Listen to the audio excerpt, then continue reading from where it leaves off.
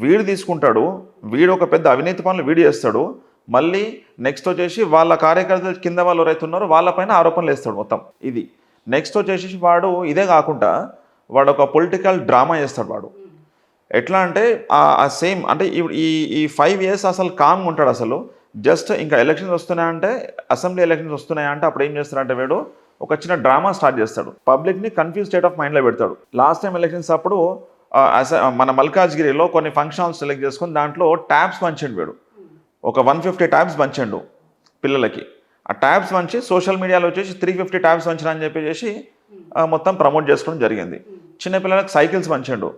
ఆ పంచండు 100 సైకిళ్ళు, ఒక 500 సైకిల్ పంచని చెప్పేసి ప్రమోట్ చేసుకున్నాడు. కింది క్రౌడ్ అయితే ఎవరైతే ఉంటారో వాళ్ళని టార్గెట్ చేశారు ఫస్ట్ ఏడు.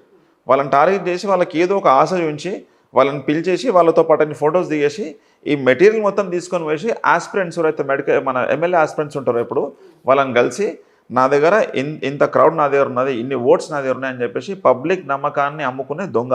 అక్కడ వాళ్ళకి అమ్మేసుకొని వాళ్ళ దగ్గర డబ్బులు తీసుకుంటాడు.